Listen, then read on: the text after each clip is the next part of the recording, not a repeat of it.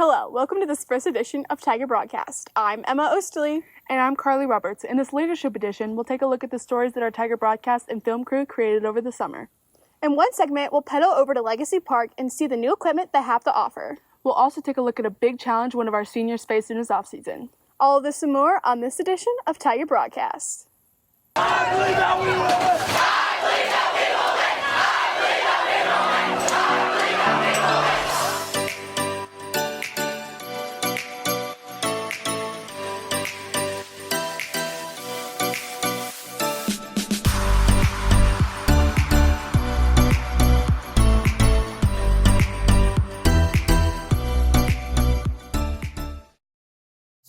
If you don't own a bike, trying to find access to one for a cheap price can be a bit of a challenge. Luckily, there's one facility that's helping with just that. Emma Osterly and I fill you in.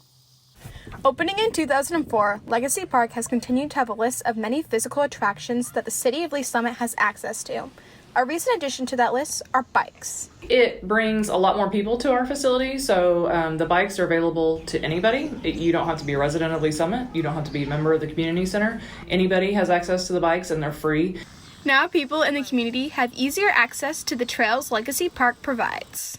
So a lot of times people want to ride their bikes on our trails, but they don't have a way to transport their bikes. And so this is a way for them to come here, use our bikes, let their kids come with them, and they have a safe trail that they're not on roads or traffic, and they can use the bikes that way. These bikes weren't purchased the way you might think. I worked with the gentleman named Tom Lovell, who was the head of the Parks and Recreation Department at the time. It's actually an idea that he came up with, having to have bikes out at the park. And after doing some discussion with him, we kind of decided to just do a donation to the Parks Department. Their services for Legacy Park go beyond just donating bikes. So they donated all the bikes, the bike racks, and they also come out and help us maintain those bikes as well. And then all of our repairs we do through Bike Stop. But if it's just general, a lot of times they've taught us how to tighten, handlebars and make minor repairs ourselves. Bike Stop, along with Legacy, have a mission to get people outside and get active. There's lots of reasons to ride a bike. It's a lot of fun. It's a way to get outside and disconnect from telephones and things of that nature, computers. But it's also a good way to get in shape. So with those bikes being out there, a person who's not been exposed to riding a bike, now they've got access to trying out a bike. It doesn't cost them anything. This newest attraction has brought many to the community center, and that won't stop anytime soon. Signing out for Tiger Broadcast, this is Emma Osterly. Your bracelet is so cute. Where'd you get it? Oh, this one? I got it from Tiger Broadcast and Film. I want one. They're $6, and you can buy one to support the Tiger Broadcast and Film program before and after school in A150. Get yours today. In this next segment, Kyle Cumberland, Jordan Wood, and Josh Walker shows us how one LSHS senior didn't let his injury hold him back.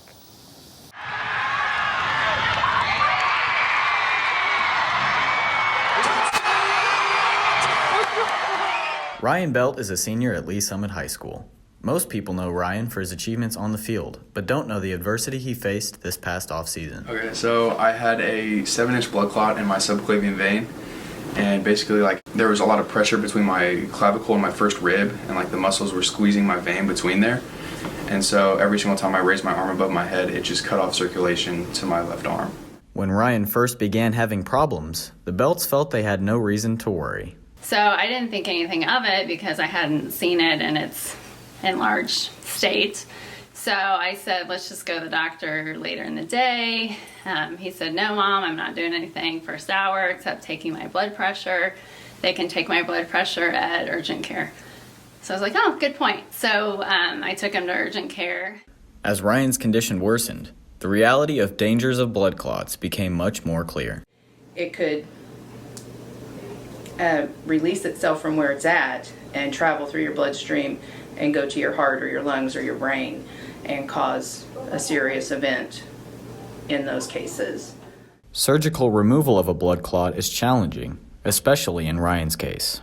They cut me open underneath the armpit and sawed out my rib basically and just took it out. However, Ryan is no stranger to pain. He'd done this before. When he broke his femur, he missed football that summer as well. So unfortunately, it was kind of a common feeling of disappointment and sadness for him.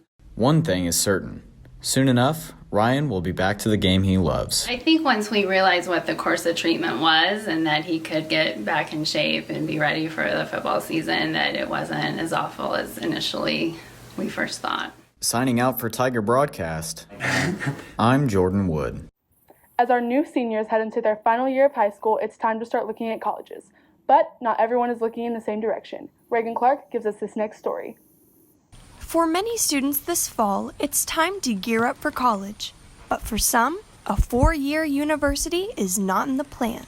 I believe doing community college is like an extremely good decision, just because if you are still unsure about what you want to pursue in life, you can get those first 2 years done, or even your first 4 years done. So maybe if you struggled in high school, or if you don't have the financial wherewithal to be able to start without taking loans, it's a really good opportunity for you to transition. To skip that transition and take out loans immediately after high school is a topic for heavy student debt around the country. Kids get out and they have $40,000, $50,000, $100,000 of debt, and they're applying for a position that only pays $30,000, $40,000, $50,000. They're never going to climb out of that hole.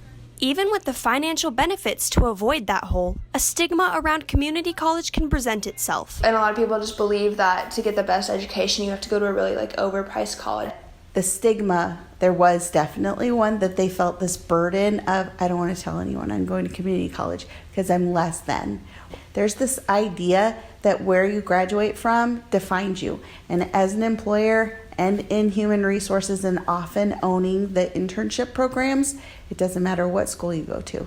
Although your degree is the same in the end, the lifestyle of community college often differs from that of a university. Some are going to community college, they might not be as dedicated as some would be in a traditional 4-year college. The excitement that you feel when you go to a 4-year college, that first day that you show up and you get to decorate your dorm and you get to go to the student union, and it's a big deal to go get a coffee at the student union, that doesn't exist. And there's also no on-site housing. But there isn't this idea of let's get together, let's get pizza, let's go back to the dorm, because there's no on-site living. So I would say that is the lack of culture, the lack of community. Those are the two biggest downfalls.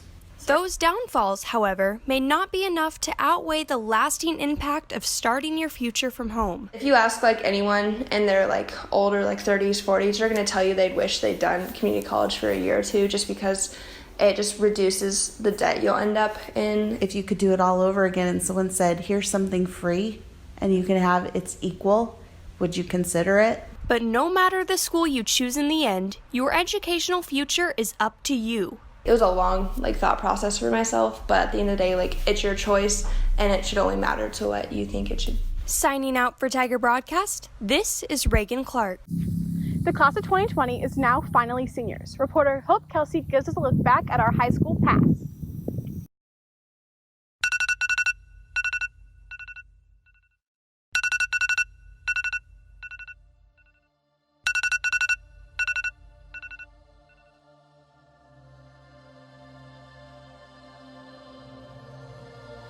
Dear class of 2020, we are seniors. It's finally our time. Thinking back to freshman year, it just seems like yesterday. The first time practicing with your sport, flipping water bottles at lunch, having your parents drive you to football games,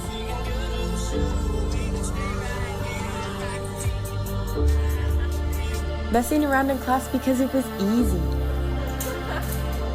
Feeling like senior year was a million years away when the seniors graduated. Then, sophomore year, we realized classes were getting harder. We all got our license and loved to just drive around. We were finding our groups, and we took chemistry.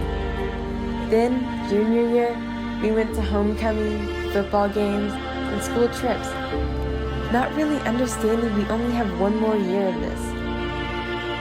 We went to our first prom and felt so old. Then before we knew it, the seniors graduated, and we realized it was just us left. And in a year from now, we're all going to go different directions. So let's make our senior year the best year yet, before high school is just another memory.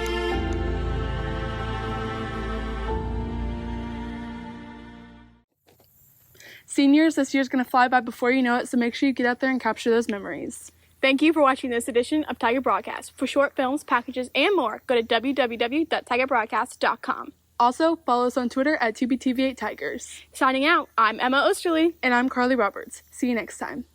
To be a member of the community center, anybody has access to the bikes and they're free. The time I raised my arm above my head, it just cut off circulation to my left arm. Burden of, I don't want to tell anyone I'm going to community college.